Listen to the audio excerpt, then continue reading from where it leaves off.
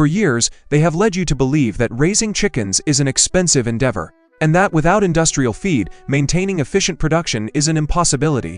In my field logs, I've identified this as a silent, systemic error, a trap that keeps you tethered to a costly, dependent model.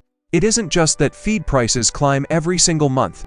It's that your entire production depends on an external variable that escapes your control, and often vanishes right when you need it most. The traditional model fails because it is rigid and closed. Industrial feed has a fixed composition, identical every day. But nature does not operate on a static script. It is built on diversity, change, and adaptation. Chickens did not evolve to depend exclusively on refined grains. They were built to hunt live insects, to forage, and to explore, obtaining a varied diet that sustains their vitality and immune resilience. Through my research into avian physiology, I've observed that when they are restricted to industrial pellets, they lose this evolutionary connection. Their well-being, strength, and long-term productivity begin to erode. It is a silent decay that is hard to notice at first, but it eventually undermines the entire potential of your system.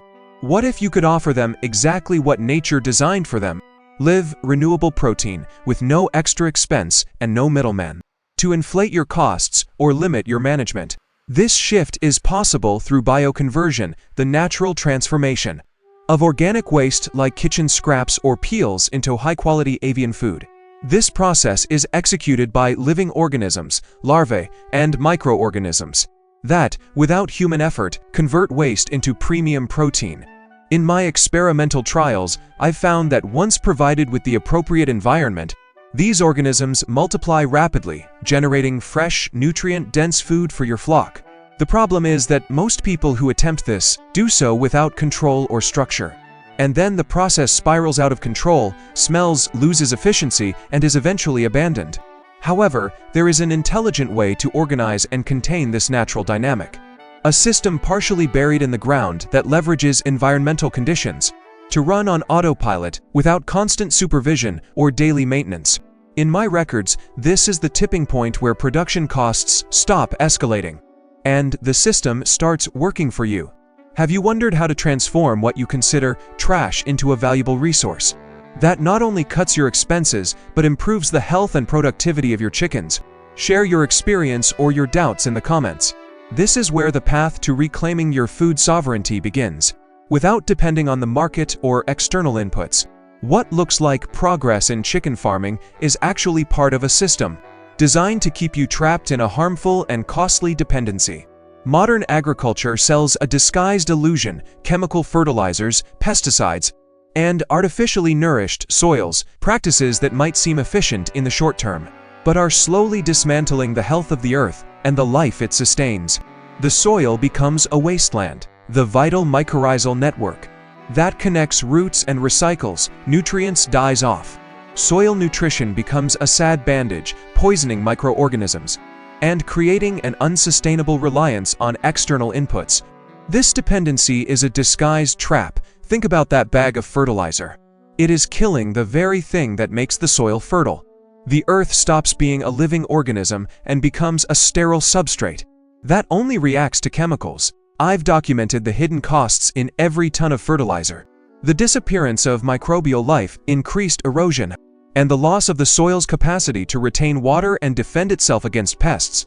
The nutrition you think you are providing is actually a slow-acting poison for the ecosystem that sustains your crops. But the deception goes even deeper. The plow toes tillers that have turned the earth for decades under the belief that aeration was good is actually deconstructing a living network that took centuries to form. By physically breaking the soil, they destroy the microscopic fungal threads that function as highways for nutrient transport between plants. Without this network, the soil loses its immunity, becomes vulnerable, and demands ever-increasing doses of chemicals to produce anything at all, even at the cost of its own health. Herbicides and other poisons used to eliminate weeds are part of this perverse cycle. They appear to clean the land, but in the end, they eliminate beneficial organisms, break the natural equilibrium, and often cause a chain of damage to pollinators, earthworms, and other invisible allies. In their place, they generate a needy and weak soil that wears out with every intervention. This is how a costly and exhausting dependency is created. They sell you the idea that without chemicals and machines, your production will collapse and become unfeasible. But the truth is that this system kills the foundations of your own land and your autonomy, while tying you to the market to buy increasingly expensive inputs and increasingly concentrated and harmful chemicals. The worst part is that this model generates frustration and wear in those who try to cultivate by other means, because it ignores the living laws of the soil and nature. The earth does not respond to superficial patches or aggressive methods. It needs a deep equilibrium, a respect for its cycles, and the biodiversity that sustains life. Otherwise, you will remain trapped in a circle where costs rise, health declines, and real production never improves. This is not just a technical problem, it is an injustice because it makes you feel that the problem is in you, in your lack of skill or dedication. In reality, the problem is in the industrial model that turns agriculture into a chain of consumption of inputs that devour your economy and destroy the natural base. It is a cycle that steals your money, energy, and autonomy. But there is a way out. The key is to stop buying the lie they sell you, that only with chemicals or machinery will you be able to produce what you need. Nature has its own system designed to transform waste into life, creating its own food within the soil without you spending a single cent on inputs. You just need to learn how to activate that system and respect the delicate equilibrium that maintains it. When you understand this, every organic scrap you once threw away or saw as trash becomes a valuable resource. A natural cycle that functions on its own, attracts the right insects, and transforms that material into nutritious biomass without effort, expense, or damage to the soil. A system that respects microbial life and even enhances it, liberating you from the need for fertilizers and pesticides. Your chickens begin to feed on the natural fruit of this living process, improving their health and energy, and production increases without chemical recipes or extra investments. And this is not abstract theory, I see it in the practice and emotion of those who apply this method and recover a rich, living, and resilient land. It is not a matter of working harder or buying better inputs, but of changing the focus, of stopping the industrial script that only increases your costs and limits your freedom. The natural system is there, ready to be activated, so that the sovereignty of your food is truly yours. Have you wondered how much you spend on inputs that might be unnecessary? What would happen if instead of throwing away organic scraps, you transformed them into live food for your chickens without chemicals or exhausting work? Tell me, what obstacles do you think prevent you from trying a system like this? However, physical design is not enough. The system's lid must protect against rain to avoid excess moisture, which ruins the entire process while simultaneously allowing the entry of the insects that contribute to the reproductive cycle. It is a delicate balance I've studied extensively. A hermetic seal kills the system, but one that is too open invites further problems. And most importantly, the feeding inside the system is not just anything. Here we often fail due to a lack of knowledge.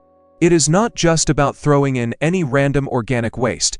There is a fundamental key: balancing nitrogen-rich materials, such as fresh fruit and vegetable scraps, with carbon-rich materials like dry leaves or sawdust. This correct mixture prevents foul odors, controls moisture, and creates the ideal environment for larvae to develop quickly and efficiently. Excess moisture attracts unwanted bacteria. A dry environment stops the cycle. Furthermore, by fragmenting the waste well before incorporating it, the process accelerates because you increase the surface area for microorganisms and insects. I've mapped out how this small system, placed in the right spot, where neither intense sun nor extreme cold interferes, transforms scraps we normally discard into a constant, automatic food source. It is not only the recovery of knowledge that modernity left behind, but a precise and tangible application of how nature solves its problems. With rules forgotten by man, there are no magic promises here. Only a code of life that has always been there, waiting for us to relearn it. With a clear and reproducible mechanic for anyone. If you understand this and apply that logic, you will stop being a victim of costly and exhausting systems and start building real autonomy from the earth itself. What other waste from your day-to-day do you think could be transformed this way, following the rules that nature has so well written? I would love to read your ideas and experiences regarding this. There is a detail that can skyrocket your production without asking for more work. And it almost always goes unnoticed, the place where you position the system. I have seen many people ruin it from the start for a ridiculous reason. They leave it under brutal sun, as if more heat automatically meant more yield. But when the temperature spikes, the cycle becomes disordered. The material dries unevenly, and what seemed like a good idea ends up stalling. The other extreme doesn't work either. Putting it in total shade all day creates a cold, slow, inactive environment. The system doesn't need punishment or abandonment, it needs balance. In my records, partial shade is usually the most intelligent point, as it maintains a pleasant temperature without cooking the interior or overcooling the process. In other words, fewer extremes and more stability. When the environment stabilizes, everything else begins to respond better. Then there is an equally common error that is much more expensive to correct: poorly managed moisture. If water accumulates at the bottom, if the soil remains waterlogged or heavy, the process loses air, suffocates, and becomes inefficient. We are no longer talking about a small flaw. We are talking about a system that can stop completely. People believe everything is solved by adding more inputs, but often the real problem is exactly the opposite: too much water, not enough structure. In my research into biological inertia, I've found that when the environment is well chosen, the system starts doing the work alone. The waste goes in, transformation occurs, larvae grow at a constant rhythm, and the flow is maintained day after day without noise, machines, electricity, or obsessive vigilance that completely changes the logic of production. You are no longer pushing everything with your hands. You are allowing the process to advance with its own biological momentum. For someone with chickens, the result is even more evident. They recognize that food as something valuable, consume it with gusto, and convert waste into a source of protein much more nutritious than many imagine. What was once waste ends up returning to the system as live food. In my analysis, this is where the concept shifts from an isolated trick to a small piece of real autonomy. The goal is not to set up something that barely survives. The goal is to fine-tune it until it produces with constancy, without demanding your presence at every step. And that depends on minimal adjustments that almost no one makes. A strong foul odor, for example, doesn't mean disaster, it means imbalance. Often the origin is too much moisture or an excess of nitrogen-rich material. The correction is not complicated or expensive. Add dry material, such as dry leaves, uninked cardboard, or sawdust, to absorb the excess and return air to the process. That kind of correction changes everything. In my case studies, you aren't fixing a failure, you are recalibrating a living organism. The same occurs if you notice that production drops. Sometimes it's not a lack of potential, but inadequate temperature, little initial attraction, or a material that doesn't spark interest. A small boost at the beginning, with richer or slightly fermented scraps, can activate the system faster, but excess also spoils. The idea is not to saturate, but to ignite the start and then let the cycle stabilize itself. And there is something else that multiplies efficiency without costing you almost anything: consistency. You don't need a massive contribution one day and nothing for a week. A regular, small, and sustained feeding works better. It is as if you were feeding a living being that responds better to rhythm than to bursts of abundance. That regularity avoids peaks, reduces drops, and keeps the system working continuously. When all that combines: adequate shade, good drainage, controlled moisture, simple adjustments, and constant feeding, the system stops depending so much on your intervention. But there is still one final detail that can ruin it if you ignore it: external interference. If other animals enter, scratch, break, or disorder the interior, the process loses stability. Sometimes, a very simple protection on the lid is enough to avoid it, without closing the airflow or complicating anything. And that is the surprising thing: you don't need to do more, you need to interfere less. A better place, less standing water, a little dry material, a well-thought-out lid. Small decisions that make the system work alone, while you reclaim time, money, and control. Tell me in the comments which adjustment seems easiest to apply in your own space: the shade, the drainage, or the lid protection. A simple, well-placed lid can change everything. It protects without preventing the entry of beneficial insects, those that are an essential part of the equilibrium.